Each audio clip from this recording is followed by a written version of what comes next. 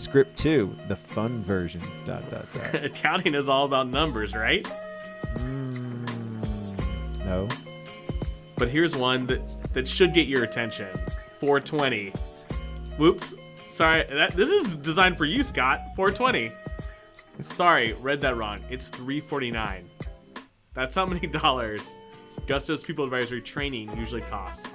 But because you're a listener of this podcast, and surprisingly you've made it this far, so God bless you, Gusto's offering these valuable online courses free for a limited time. What's People Advisory, might you ask? ... It's essential training for accountants looking to move beyond payroll and help clients protect their business, work more efficiently, and strengthen relationships with their employees. It's also a great way to maximize revenue for your firm. Let's face it, today's business owners need more than just bookkeeping advice. By taking Gusto's People Advisory Certification Accelerator courses, you can offer so much more and charge for it too. Did I mention participants can also earn 9 CPE credits? I can be forgetful sometimes because I think this was designed for you to read. Because definitely designed for me. Because you're literally high right now reading it.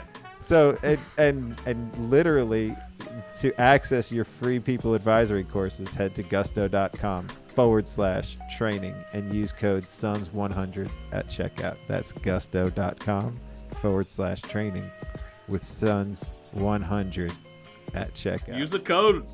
Use the code, people. Use the code. Use the code, People Advisory. Because this time you don't have to scream it from the rooftops either. You can type it in. Yeah. SONS100. Type it in quietly. Gusto.com/training with SONS100. That's beautiful. The cadence and the rigor is what defines the what and how and when you're doing it. I usually put the people as the third pillar because as a business owner, as a fiduciary to like our customers, our job, Scott, is to de-risk people. Like it's still, it is only 3 pillars, right? Only 3: cadence, rigor, and team. And without one, the stool falls over. Totally. The tripod, like without one of them, boom. The 2-legged stool, I would not be sitting on it. Hello and welcome. We are all the sons of CPAs. Join us as we question the current state of the accounting and tax industry with the next generation of professionals leading this space. We are all the change agents in an industry fraught with money and inertia.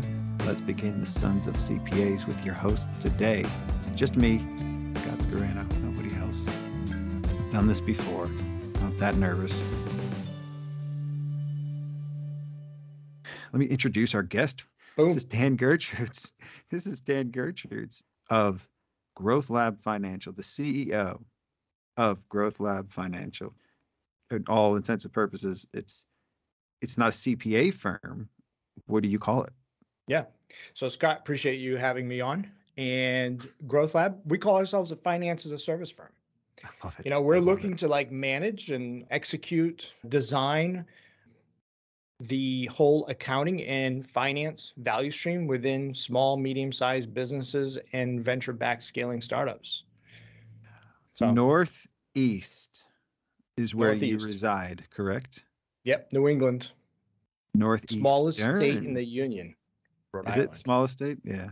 Yeah. It's not a flyover state, it's a drive over state. Right? It's a total drive over state. It's Providence, great. right? Yeah, I live in Providence. Been here for maybe 20 years. I grew up in Massachusetts and then ultimately came back to Providence to raise a family. So. All right. Well, are you there to stay? Oh yeah, totally. Dude, at 46, I ain't going anywhere. We had a starter. I think I was 27. We had a starter condo for about 2 or 3 years, right before the last real estate market bubble. Sold in time, jumped into a small starter home. I only had 1 kid at the time. And then the shit hit the fan with the economy. Found myself in a job that I thought would only last a year after the recession started.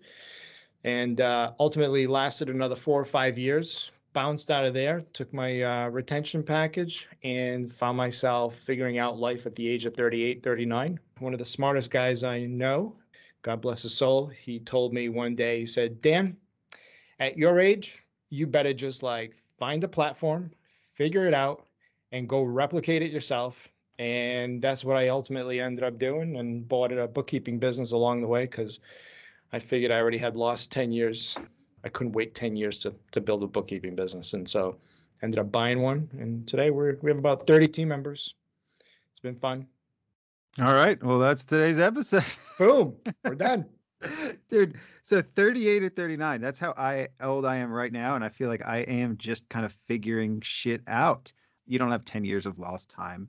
You're just kind of shifting what you're doing. And you also, because what you've done in the time you've had your firm is very impressive. You should be very proud of what you've turned it into. It's 50% intentional and 50% good old-fashioned luck. Yeah. Well, that's to a large degree, that's life, right? Maybe 80-20. It may be 80% luck and 20% intention. I'll take that too. Yeah. 50-50 is actually generous to all of us these days. A lot of us are guided by our situation. Like you mentioned the housing thing. It's very parallel to where I'm at, except I missed the opportunity to sell our townhome before that. And then I had to wait another 4 or 5 years. We sold it after. Yeah. But 100%. And yeah, back to that starter home, ended up staying there up until 2 years ago, because coming out of the last recession, then starting a business, you're sort of like not in a position to overextend yourself. And so it's our tolerance for risk too. Some people don't want to have a very risky portfolio in a high mortgage payment, car payments and all that, and then also be investing in themselves. It's those damn fixed costs, man. That's what catches everyone. We create our own fixed costs in a lot of it. Like as Americans, we have to keep up with ourselves and keep up with everybody around us. We create a lot more than sometimes we need, but we keep filling those holes with more stuff. An economy built on credit. We love our stuff. Thing. Oh God, what's our what's that? I was reading a statistic today of how much our economy, like how much the total consumer debt is, and it was a very high number. I couldn't even imagine. 10 trillion, probably. Well, maybe this was an old article. It wasn't that high, but it was just a comparison from the 90s to now is what I was looking at, and it's a large. And then they looked at a comparison from the 40s to now, and it's even oh God, it's the percentage too. Different world back in the 40s. Neither of us were around then, so yeah, credit's a beautiful thing, but it's freaking dangerous. History. It's a beautiful gift and curse. It is. So tell me about school. Where did you start out with as a young boy, a young man with your backpack on and the wind in your face? Let's see. I think I had to attend 3 colleges before I actually got a diploma. So out of high school, I started at UMass Amherst. I spent about a year there, failed out. I was actually on a path for biology or med tech or something like that. It just wasn't for me. I was a young 18-year-old at the time and I enjoyed the experiential sort of learning, right? The more practical learning. And then from there, I went to a community college and I spent a year and a half and I said, this is not for me either. But I did figure out I kind of liked business. I enjoyed it. I enjoyed the numbers side, and I enjoyed strategy, scenario planning. It really fit with my persona. And so ended up at Northeastern, which was a game changer for me personally. Northeastern, where you reside too. Where is Northeastern again? Boston. And is it affiliated with Northwestern? Is it just like American College, Northwest, and one is Northeast? No, it's just 2 different schools. Although I can see the I can see the rationale. that was my take on it. And I know some people who went to Northwestern actually. Didn't our buddy Blake go to Northwestern for cello? He did. Yeah, he totally did. I was not smart enough to go to North. I think it's somewhere in Chicago, Illinois. Okay. I'm just not smart enough for that. Well, yeah, I mean, it's to each their own. I mean, I got kicked out of the school that I started at and ended up going somewhere else. But went back to the safe route of doing accounting. I did not fail out of the School of Hard Knocks. I actually did pretty damn well there. So the School of Hard Knocks, that I didn't get kicked out of that school. Well, I'm still getting schooled in that. It's a hard knock life that we live, right?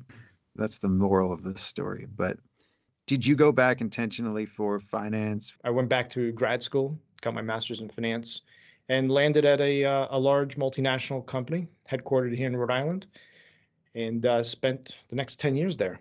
I was very fortunate. I probably held a job for no more than a year. I was bouncing around, so I got to see a lot, got to experience a lot. Ultimately was able to get some really great advisors and mentors under my belt. I would say that, like that experience, that backing of very smart people, caring, compassionate, I really think that's what positioned me to be an entrepreneur just later on in life. Finance as a function, finance as a product. The finance function of a business can be outsourced to a firm like yours, right? And so it's not just a CPA firm. You're not just doing taxes, accounting, which you are doing. Which we are doing, yep. But we didn't lead with that. And one thing is for sure, you'll never hear me on a sales pitch or a demo ever talk or lead with, hey, we can do your taxes.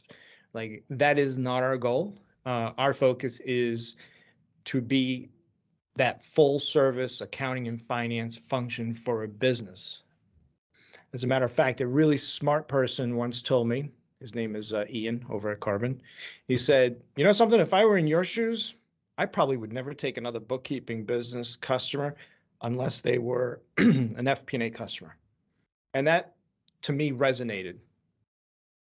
Best foot forward, right? That's right. Like, you guys, if that is your best foot forward, everything else more or less is a product of that or a component of it. If you're serving the finance function, you know, this is, we're going to help you be comfortable with your business growth, with your business's health, and that comes with your taxes are going to have to get done. So that's part of, that's just part of our service. And you're best served doing all of it with us than having one person to do this, one person to do that, one person. So we'll handle all that. That's the mindset. And the hardest thing to sell to a lot of small businesses is, I think, planning, just to a large degree. It's intangible, right? It's hard to put a bow tie on it. It's hard to like conceptualize these bookends. Bookkeeping's easy, right? You guys have been doing bookkeeping, cloud-based accounting for like 15, 20 years. That's always been fixed price. I mean, at least for the more progressive firms, it's been fixed price. But going into the planning side, the business strategy piece, this notion of like billable hours, right? It's just crazy. Just doesn't make sense. Even planning, like you gotta look at it through the lens of like making it boring again, right? Accounting is supposed to be boring. It's just on a cadence, right? Accounting calendar, right? It's just like you got your debits and credits, right? I am bored. I'm bored just talking about it, but keep going. Like, this is what's fun about it though is like the scaling of these businesses, right? That's what's challenging for guys like us, folks like us. The a lot of us are FP&A very piece, backward. So for me, you know, I grew up with the accounting background, and it's a lot of it is very backwards facing. You're always reviewing what's already happened. Now, even, you know, when you are doing forecasting and planning FP&A, you have to be able to look forward. And I think that's the difference in somebody like you that doesn't have the traditional accounting background to be able to steer the ship of an accountancy firm, like however you want to call it, whether it is, you know, you're a finance as a service firm, you're able to see that lens a bit differently than a traditional accountant. Right. But I would say that my challenge is the same challenge that you have, that all of our other peers have, is how to productize what we do and how we do it for our customers. So you got to be able to like put bookends on what you provide customers and what you're going to deliver and when you're going to deliver it. And then if you can figure that out, you can put a price on that. But that's challenging. And I don't think this notion, this like the conversation about accountants versus finance, you know, I don't think backwards looking forward, backwards versus forward looking. I don't know if that's the right conversation. I feel like that's always the conversation we're having. Sure. But I think the conversation we need to have is we know that customers need planning. Like planning is so back in vogue right now. They need it. Yes, they need some more human capital, intellectual perspective on where, business strategy, connecting that whole business strategy, finance, accounting.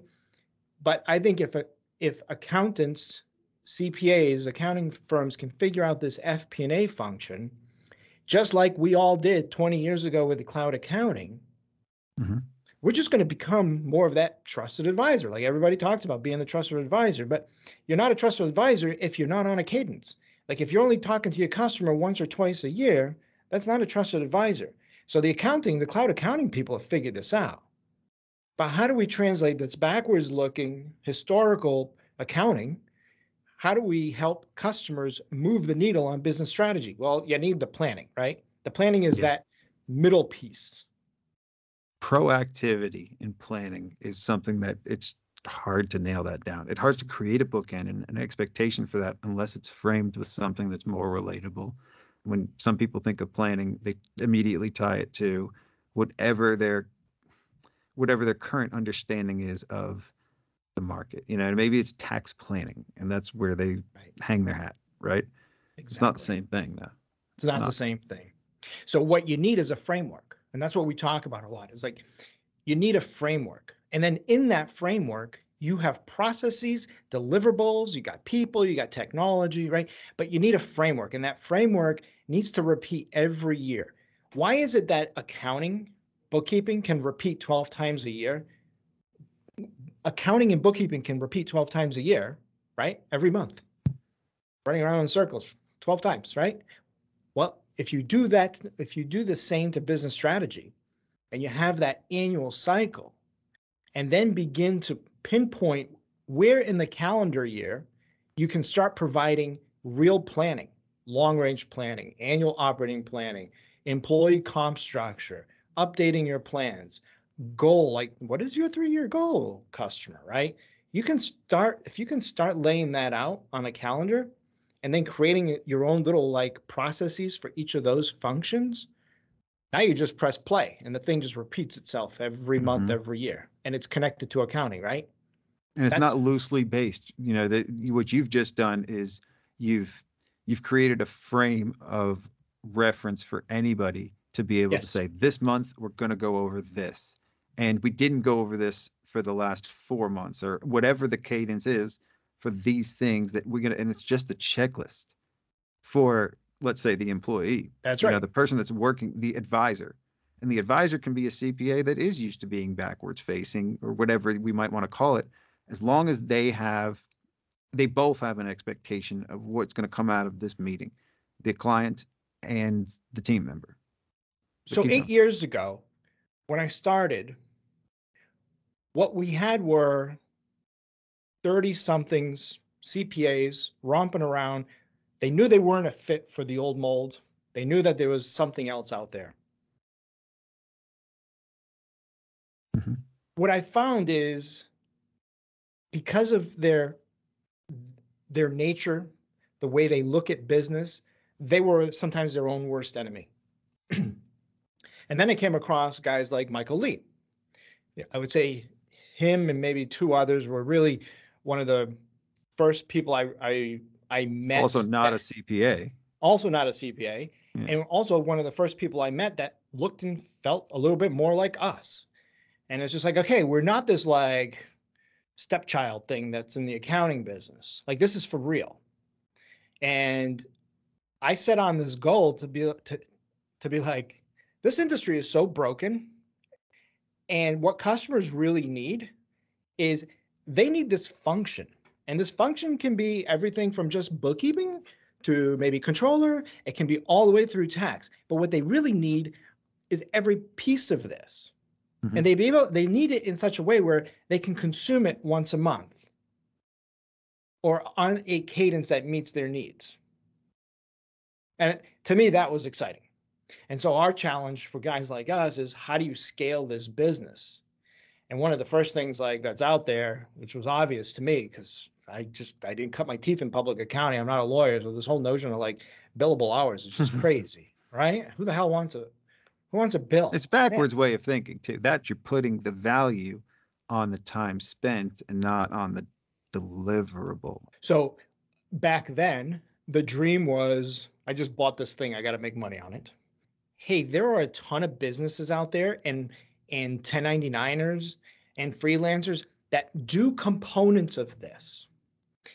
But I never really found somebody that did it all, but did it all not just through the lens of like, oh, an accountant, backwards looking, historical looking, but somebody, a firm out there that actually did the nuts and bolts of the bookkeeping and good, solid controllership, but also financial plan analysis, having the financial analyst, having the CFO. And so that was really the beginning. It was just like, okay, I knew that I needed the bookkeeping and accounting. I came from a world where I had, we had analysts, we had accountants, and then you come into this world and you're like, oh shit, you're kind of by yourself. And the last thing I wanted to do at the age of 38 was like, well, for starters, I didn't even know what QuickBooks was. And then the last thing I wanted to do was, being a spreadsheet jockey for the rest of my life. And so I quickly realized like I need to bulk up on the bookkeeping and accounting, and the, sort of the path of least resistance was to buy a business. But ultimately that business had to be transformed because it was very much like an hourly billable model business. And to boot, it was actually sending people to customer sites. So very like traditional bookkeeping. And the market obviously has started, had already been moving towards cloud accounting. Mm-hmm. And so that was our main focus, was like, okay, how do we transform this bookkeeping and accounting function in our business, this division, into a cloud accounting? And it wasn't easy, right? Because you got customers, legacy customers, you got culture, organizational considerations, organizational constraints, your team, technology. Oh, yeah, right? You can't do it without them. And then we knew that to do planning, like it couldn't just be me and my business partner, Steven, to be doing CFO work because, there's only 40 hours a week. So the way you leverage the CFO, it's very fractured. So the only way you make money at CFO is either you work yourself to the bone or you leverage people, right? I always say, Scott, like we're in the business, how we make money is, there's only two ways to make money, right? You leverage capital, you leverage people. We're in the business of leveraging people, right? We leverage people. Yes, we're enabled by technology, processes, systems, mentoring, developing. But at the end of the day, we're leveraging people. People first. And that should be what all of these conversations should start and end around people. And a lot of times they don't. They start around profitability, start around time. And, we don't talk about people as much as we should, but that's what our businesses are built on regardless. Like we need the tech to make us more effective and to create more value and to be able to add more to our service offerings, but it doesn't replace us. No, you need people. Yeah, and we can't do it all ourselves, obviously. Like this, what you mentioned, the inflection point that you had with you and Steve was you guys can't deliver the higher level service. So how did you turn that into something that you could train your people on?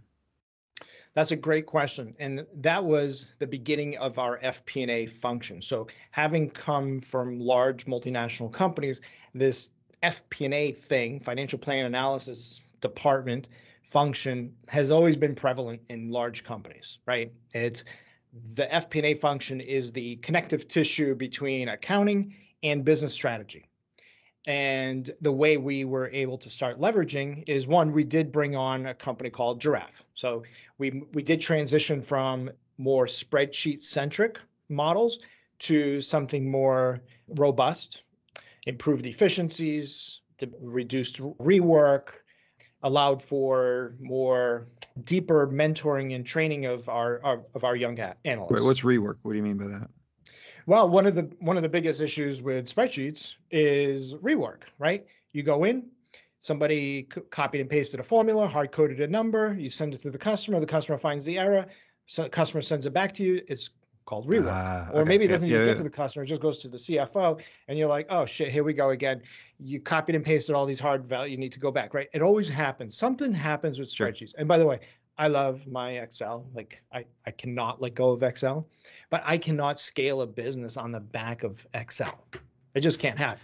So we all grew up on it, right? But there's limitations and rework that makes sense. So that's the first thing, right? Is the technology. The second piece is the cadence, right? When am I doing what I'm doing, right? So now the cadence for us, and I'm kind of throwing out vendor names here, but the cadence for That's us cool. is somewhat solved with leveraging a workflow platform like Karbon. So now you have the when we're going to do, and then the next piece is the what we're going to do. And that's what we talked about earlier, which is that whole framework and what we're doing on a monthly basis, actuals to budgets, risks and opportunities to the plan, countermeasures, right? Depending on the level of service of the product, if you will, the product service that the customer has purchased, right? Not every customer is going to need all of that stuff. It's just way too much. It's overkill for the customer. So the how is the tech. Giraffe, that's your how. Your when and your what is basically in Karbon, right? Like the cadence is happening in there. The details on the what's deliverable. Are there any other People. where? Yeah, that's people. who. That's the who, right? Yeah. The who, what, where, and when. Karbon. Why are you cheering? I'm cheering because Stuart does a podcast, and I was on the podcast. And I'm going to be on the podcast. Oh, God. I am going to be on it next Oh. week. That ruins this whole thing. Stuart McLeod is the CEO of Karbon, and he speaks to a new leader each episode to discover what drives them, the biggest challenges they've faced in their careers, what they did to overcome them. Season 2 just launched. Search Accounting Leaders Podcast in your favorite podcast platform, and you're going to find it. So Ackerman was on the Karbon podcast. Yeah, and you got mad that I didn't mention this podcast. You better mention Sons of CPAs on the Karbon podcast. Dude, the Karbon magazine. Karbon puts out the best publications. That's a fact. Karbon magazine. They've got articles, guides, ebooks, templates, webinars, videos around growth, leadership, technology, and work life. This to me is the reason I still run a firm, because of Karbon magazine. This is the highest praise. We should be paying them to do a podcast read. Because I pay them already. I pay them plenty, and it's worth every penny. They have Karbon's a wealth the of best resources. all around. Yeah. I could read about and talk about Karbon right. for days. We both use Yeah. Karbon.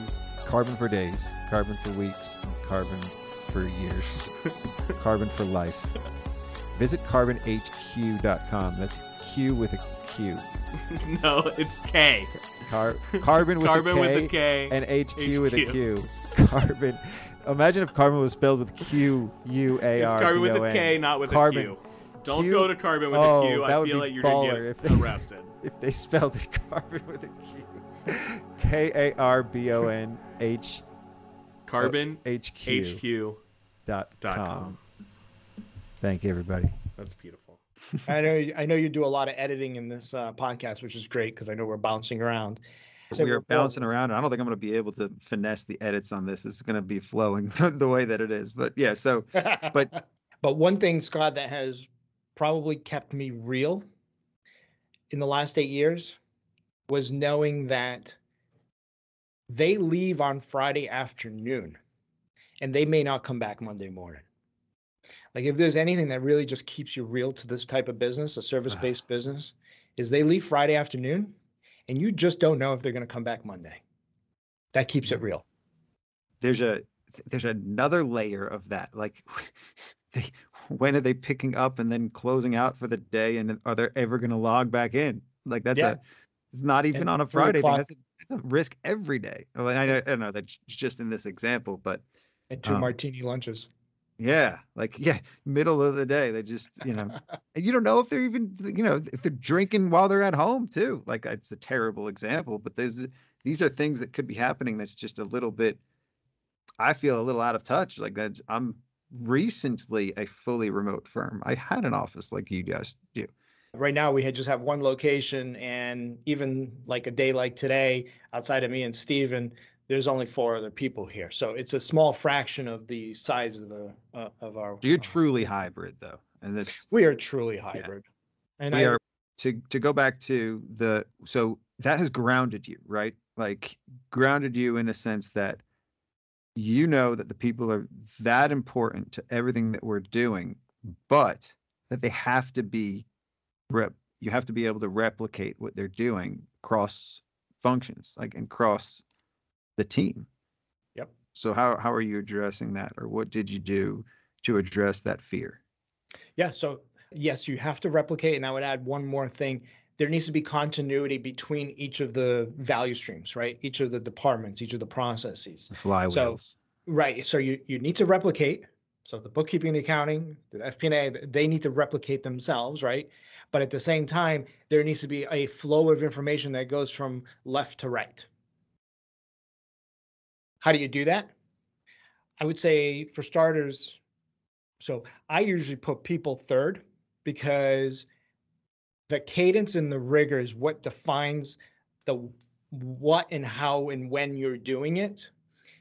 I usually put the people as the third pillar because as a business owner, Scott, and like as a fiduciary to like our customers, our job, Scott, is to de-risk people. Like the days of having that individual walk out on you with 5 of your customers or going to work for one of your customers, like that can't happen. Yeah. And you can have all the damn NDAs and non-competes and can't do this and, release letters and all. But at the end of the day, like you can't build a business if the risk is like solely on one person. Yeah. Like you have to de-risk people. And I speak very openly with our team about that. Like my number one job as a people manager is to de-risk the people factor in what we do, which sounds total counterintuitive to everything we probably just talked to prior to this. But that's just the lens. Like that's my lens. And then all the other good stuff comes after that. Well, remember, it's a people first business, and that's what matters. That's, what we're selling. I think you could argue that what you've done is you've created the processes first before the pillar of people. So processes obviously have to come for the people to be most effective, and it doesn't all just exist in their head. It becomes a replicatable.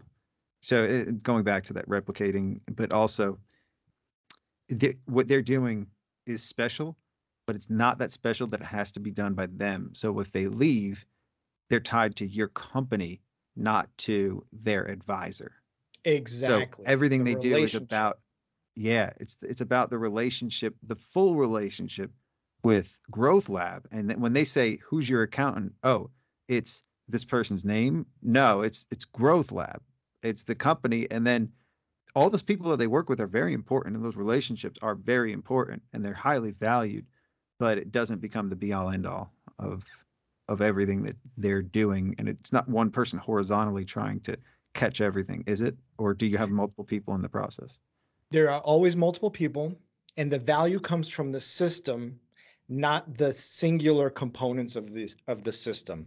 That's why it's critical to move customers from just bookkeeping to bookkeeping, accounting, FP&A, and tax, or move a customer from, say, tax and making that customer a more full service customer. That way they're feeling the love of the whole system and not one singular individual. And by the way, that is really hard to do, albeit I would say it is a lot easier to do today with digital marketing.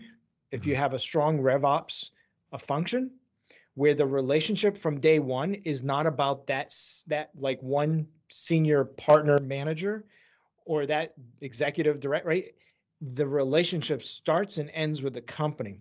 And I'll tell you, it took us 7 years to get to a point where we feel comfortable that if one individual were to leave, the business would be intact because the company owns the relationship with the customer. That's a good point. So let's kind of dig into the listeners that could be overwhelmed right now. Where could somebody start? Like what's the lowest hanging fruit, or what's a path forward for somebody that maybe feels that like they could have lost a key employee and everybody loved working with them, and now they're ready to just throw in the towel. So What do they do? You know? Yeah, I'm having a few conversations with firm owners that key employees have recently left, and they're trying to figure out next steps. Do they sell? Do they divest? What do they, do they just like work 80 hours a week to get through it? It's not easy. There is an inflection point, and I can't quantify it. I can't tell you it's one person, it's two people. Scott, what I'll tell you is as a manager for accounting, especially, right? And I'm picking more on the cloud accounting piece. I'm just comfortable with my gross margins for accounting to be between 50 and 60.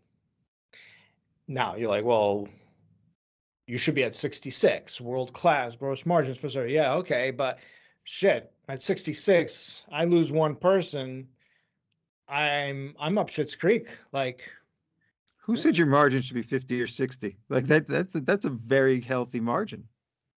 so on direct wages alone with technology, a service-based business, I'm a believer that a third should go to wages, a third should go to overhead, and a third goes to profitability. And then a piece of that profitability gets reinvested into the business, hopefully in RevOps, to keep that flywheel going and growing. And so more customers come on board. And to your question about like, what do you tell that firm owner whose key employee just left? You need to step back and have a comfort zone for that business. And I'm just saying that the comfort zone for me as a general manager overseeing an accounting function, I'm okay with that 50 to 60%. And that 50 to 60% range is my leading indicator of when to hire, when to de-risk. I got to tell you, Scott, every time that gross margin starts to creep up north of 55, touching 60, and I'll be honest, it was like 62, 63% during the pandemic, I'm scared. Mhm. Why? Because you are one employee away from ruining a lot of customer service, right? Oh It's yeah. still a people business. Yeah. And so what do you tell that one person who's just like, that person walked out? Just like, you got to step back at some point, be proactive with your thinking and your indicators, and set a range. And Scott, I'll leave this topic with this. You got to build the factory first before you bring on the customers. And this industry is notorious for bringing on the customers first and then trying to backfill with people. You can't do that. That does not work. It doesn't work. And by the way, I'm just not, I've seen it. I see people that come in, I've they seen it. start these businesses. I've lived it. Right. Because nobody, it's scary to like hire people, it's like, oh, what if I can't support you? Then I gotta let you go. Oh, and that's gonna be Well, I love your worse. margins being your leading indicator because you're measuring capacity. You're measuring a lot of things based on those margins. Right. And you got to be tracking certain things to know where you can pull those levers and where you can be profitable. I hate So tracking time. you hate it, but do I you hate have to tracking do it? time. But do you do it? We still I hate do it it. too. We Yeah. still do it. But I gotta tell you, if 100% of the accounting and bookkeeping business revenue was generated by monthly fees or project fees and not hourly, I'm not sure I would ever track time again. I just don't need Oh, it. you I have care about hourly my gross fees? margin. Still have hourly fees? We still have about 20% of our accounting revenue that's hourly. Wow. Wow, And that's that's just a interesting. function of legacy customers, right? They're not going to change. And if they're healthy margins, they're okay. Sure. They're not eating my capacity, et cetera. But yes, there is still a component. Maybe 20% is a little too high. Maybe it's a little less, but it's still like a thorn in my Well, side. whatever it is, it's still part of your business. It's part of your identity. And so you can't just stop doing something. So that's interesting to hear you say that, because I wonder if you did get rid of that, would you still track the time and would you still have a use for it? Because we don't bill anything hourly, nothing. I would And track time. I am tracking time because I need to figure out where we can be most profitable. And that's part of the measures. Like if we're pricing things up front, and we don't know. Like honestly, I have no idea how long some things are going to take us. But your Based gross on margins ultimately tell you. they do ultimately tell you, but then I guess It's either a I pricing problem or a service problem, right? It's always those Yeah. two. It's a pricing problem or a cost problem.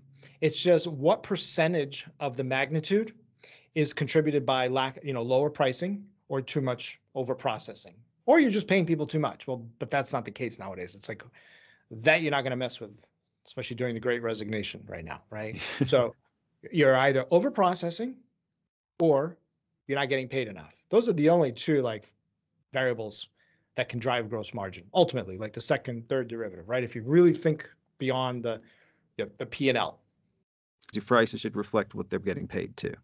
Like you said, like you're almost figuring out, going backwards from what are they paid, and that's an hourly rate of, we're expanding that out to the year, but that is what hourly prices are based on, right? What do I pay my people? What am I going to charge to make sure I'm hitting, that they're about a third of what they're billing out, right? Like three times cost. Yeah, is what it's everybody very does. easy. The hourly billable model puts the onus on managing your gross margins on the customer. When it's fixed price, the onus is back on you as the vendor. Yeah. And that's the challenge, and it's very uncomfortable. It's an uncomfortable place for business owners or managers of accounting firms to be in. It's But just way too it's easy. the right place to be. We have It's to the we right have to place. get uncomfortable sometimes to grow, right? Like a lot of growth comes from being uncomfortable. And for us to grow as an industry, we're talking about change agents. You're a big change agent in this industry, because a lot of things that you're doing, I think, are aspirations for some people. And first, I guess, for a firm that might be overwhelmed at the part, what were one of the first things you did, or other things Hired, you did? Yeah. hired, built the factory, figured it out after. So that's going to come at a cost. If they're trying to reinvest in themselves, what kind of margins should they expect then?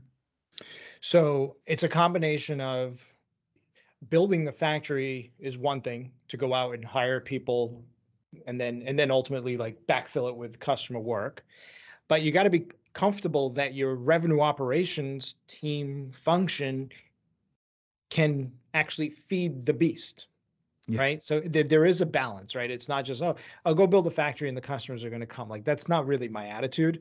I may come off that way, but the attitude is more like, here's what I see over the next 3 to 6 months, the marketing qualified leads coming in, the conversations we're having, the inbound activity. Then you're looking at your business, the factory, and you're saying to yourself, if I lose an employee, what happens? You don't want to be overstretched and lose an employee, because that's not good for customer retention, period. And you don't want to be bringing on too many customers to overburden the system that may already be stretched. So you want to prepare and be able to take that risk and hire somebody. Like, Scott, is there like a formula here? No, I go back to this 50 to 60 range, just works for my company because I know what's in the numbers, right?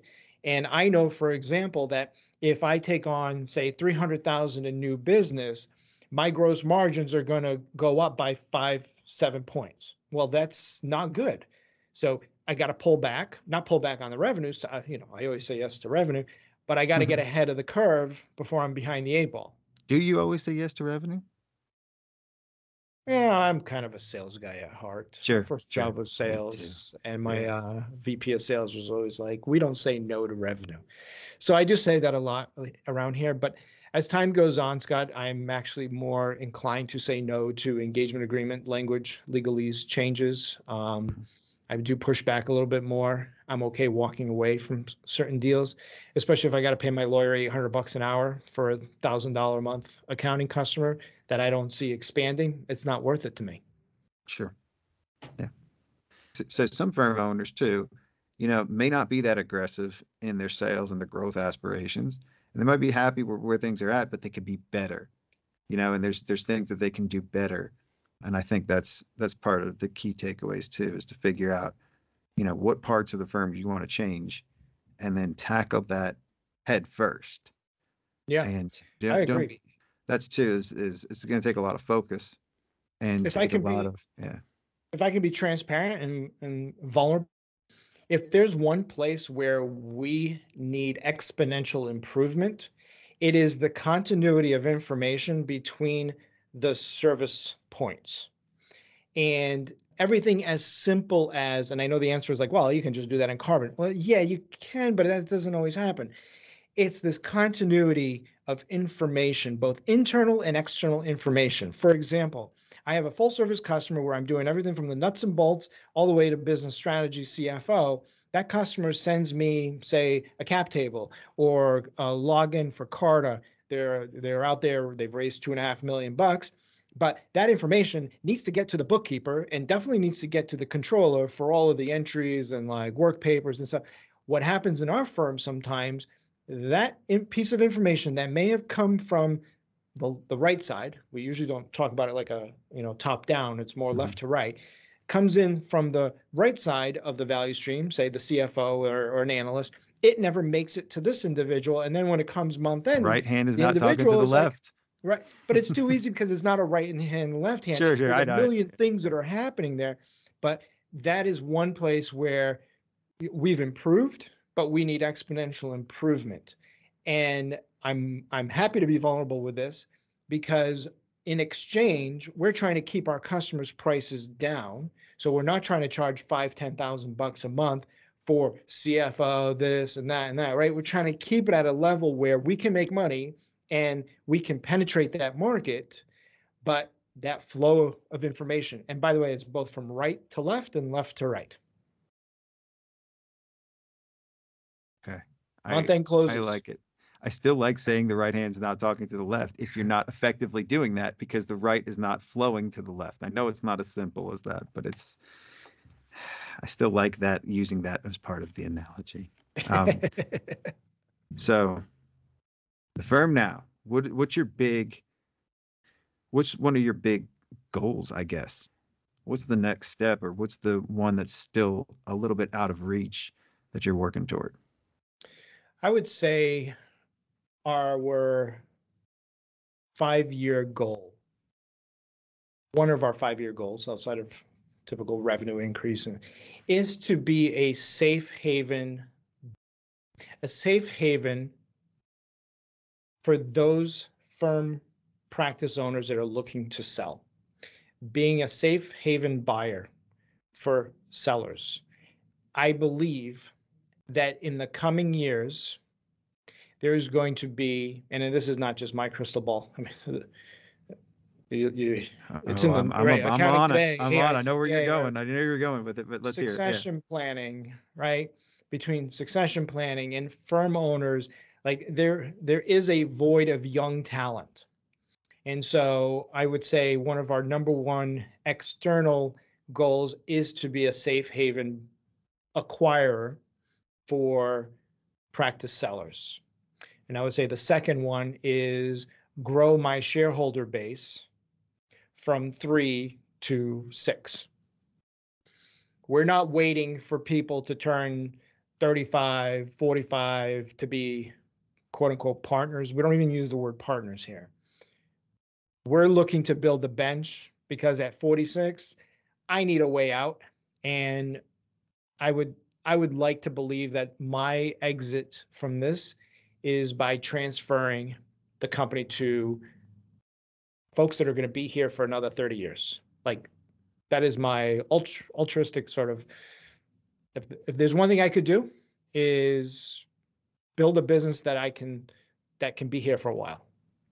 Sustainability beyond just you, and that's everybody's dream, and again, like you're not looking at one big cash out at that point or hinging on one sale of your firm, but more or less continuing to grow and build that foundation that you could walk out in and out of too. Like I'm sure you won't be fully done when you're ready to hang your hat up. You probably still want to come around and see what's up, and then kind of like and offer your expertise, offer your wisdom. I think that's an aspirational goal. Actually, I really like that.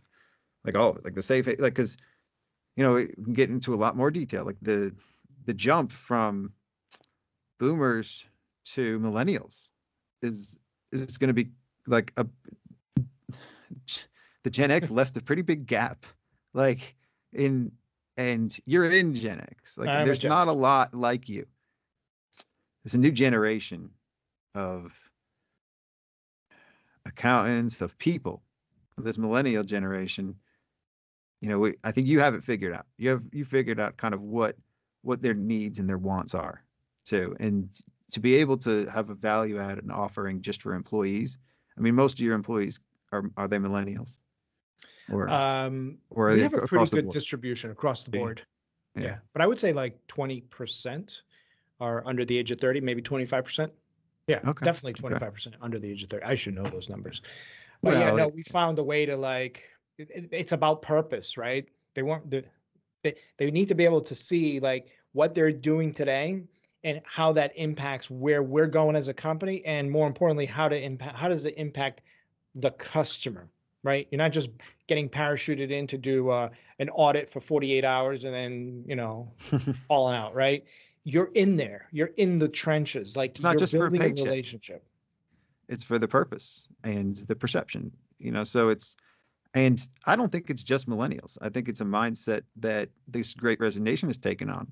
And a lot of people now want more fulfillment in their jobs. And if you're able to offer that, that's the secret sauce, right? Yeah, That's the 100%. secret. So, and that's how you become sustainable, is attracting people, because the tech comes and gets better, obviously, and the clients come and go, but it's the people that are the backbone of our jobs these days. That's our theme. This was today's theme, is how important people can be, even if they're third in the pillar, right? Like it's still, it is only 3 pillars, right? Only 3: cadence, rigor, and team. And without one, the stool falls over. Totally. The tripod, like without one of them, boom. The 2-legged stool, I would not be sitting on it. No, but a lot of things that you're doing, they should become commonplace in the market. There's a lot of things that there's no right and wrong way to do anything, but there are ways that become the norm. And I think a lot of our norms are being questioned, and a lot of the industry, what traditionally ways of doing things are changing because the market's changing and the buyers are changing. There's so much opportunity, Scott. Like, we don't compete against each other. We compete with our own customers. There's so much opportunity. Oh yeah, there is. And that's a good way to leave it. Thanks, Dan. It's been Thank you, good. Scott. Appreciate it, man.